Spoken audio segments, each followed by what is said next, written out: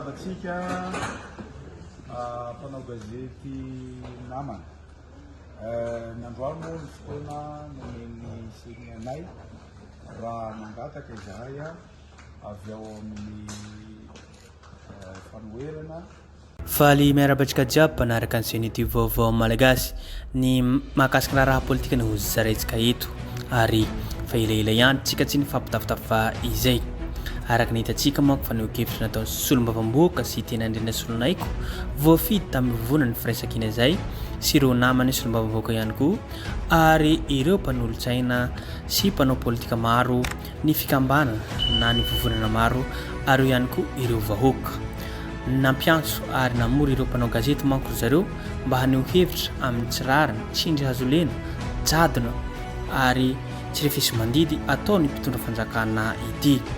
Hitantsika manko ny fanasakasakana atao ireto mpitondra reto koa nanda avy hatrany ny dossier na taratasy mahakasiky ny filoham-pirenena teo aloha Marc Ravalomanina ny fisian'ny resaka hetra ity ary manoloana izany anefa hidirantsika lalalalina kokoa mahakasika izany fa neo-kevitra nataony zareo izany dia andao jerentsika fa neo-kevitra nataon'ny ministra de Karina izay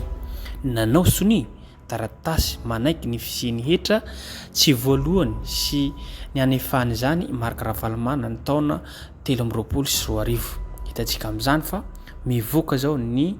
ataontsika hoe mikimaky lainga tsara lahatra atao ireto mpitondra fanjakana ity taiza foana nareo mandritra ny taona maro volana maromaro zay vo zao handeha hilatsaka be ny tanàna filoham-pirenena teo aloha Marc Ravalomanina zay dia zao indray mamory ny dossier tsy vahiny amin'ny vahoaka malagasy zany raha koa ka hoe tsy donto na donto ve ny vahoaka malagasy ka tsy mahafantatra sinema na lainga tsara lahatra izay ataonareo izay. Nitondra fanazavana mahakasika ny tsy fanomezana sampandarahany hetra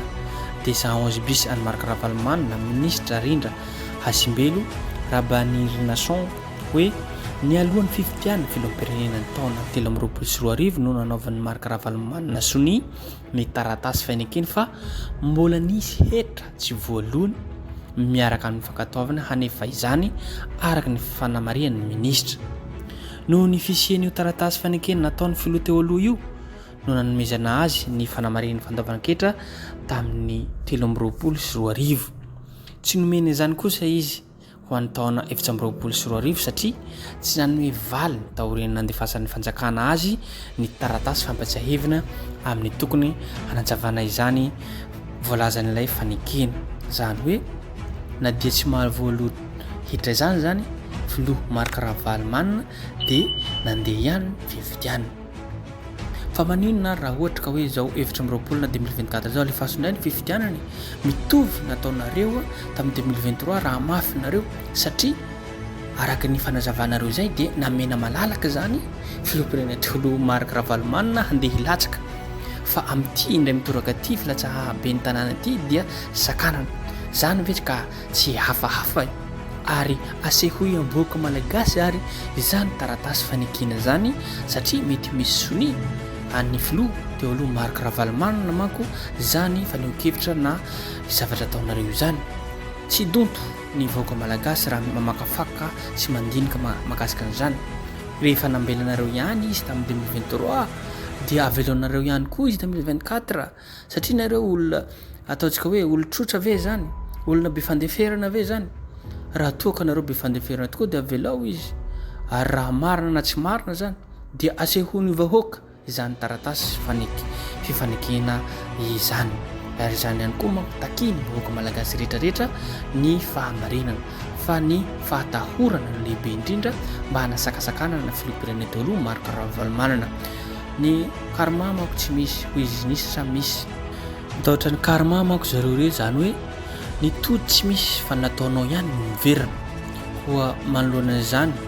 dia ndao jerentsika araka ny tenentsika teo zay ny faneo-kevitra natao ny solombavamboaka sy tena indrindra solonaiko mpitondra teny ny mpanohitra rehetrarehetra ao amin'ny antena miaram-pirenena sy ny vahoaka malagasy izay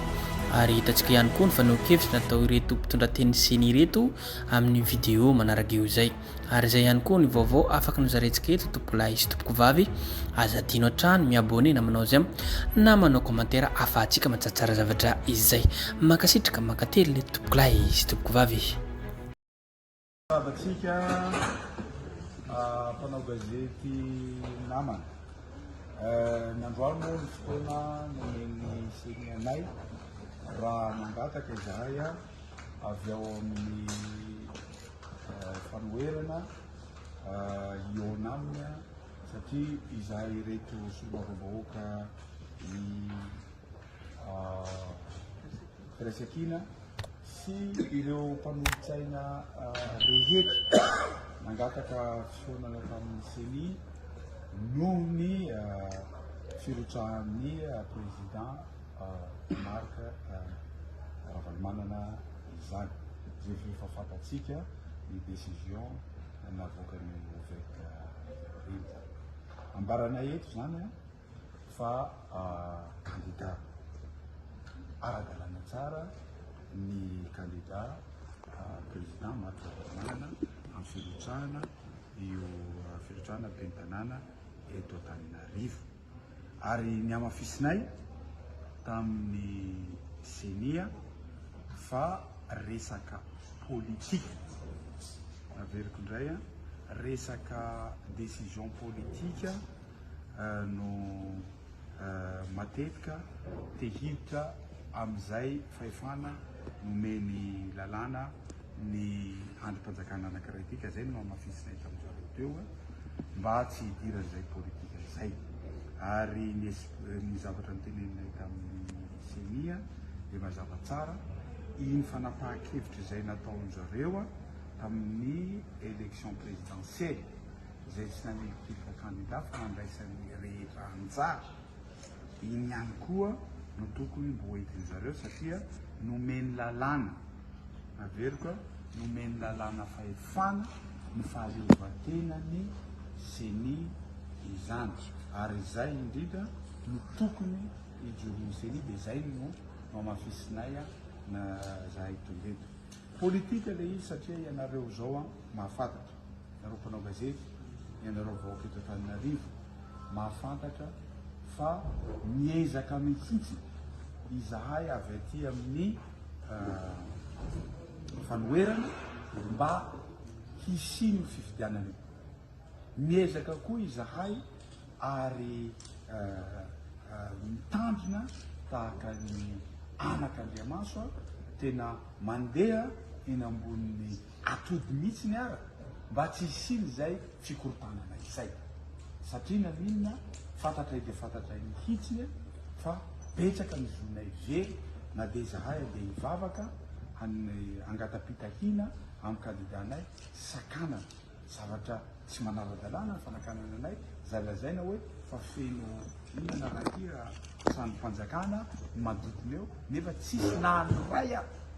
fa natao hanakanana fotsy. Zay namafisinay resaka politika ity. Fantatsika tsara fa député de Madagascar zahay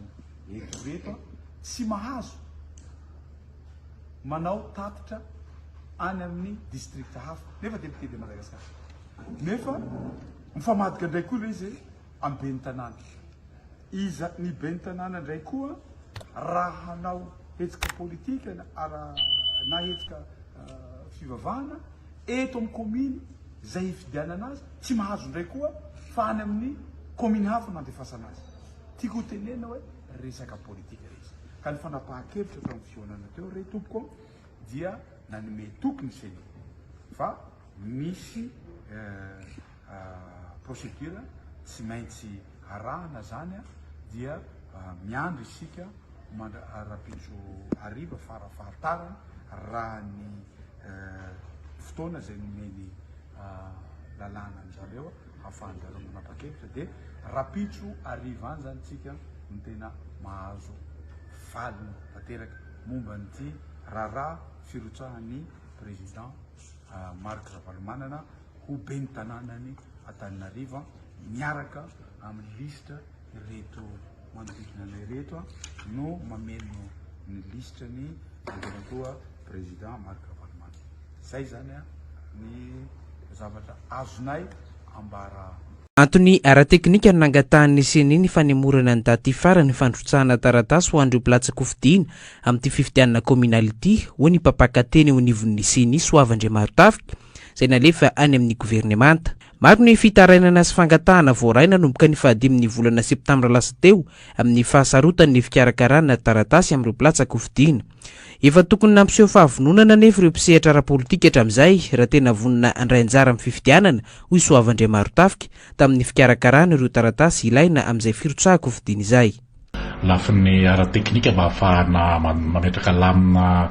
atao hoe azahoan'ny rehetra ny anjara masoandro ny angamba raha izay no fambolana malaza azy. Maromaro ireo fangatahana miendrika fitarainana tonga taty aminay ny amin'ny fahasarotana eo amin'ny fikarakarana ireo taratasy. Marina fa amin'ny lafiny zavatra tahaka izao dia tokony sarihany ihany fisainan'ny rehetra indrindra ny olomperinena hoe so sanatria misy tsy fahamatorana eo amin'ny mpisehatra politika satria raha mieritreritra hirotsaka Hofidiana be ny tanàna ianao tsy hoe amin'ny fotoana anombohan'ny fandrotsahana ny taratasy vao hieritreritra ny hoe manakory sy manahoana moa ny momba ny hetra, manahoana moa ny momba ny mombana eo amin'ny lafiny heloka ny fitsarana reny zany azo alaina amin'ny fotoana atao hoe rehetra. Na izany nefa dia heverina fa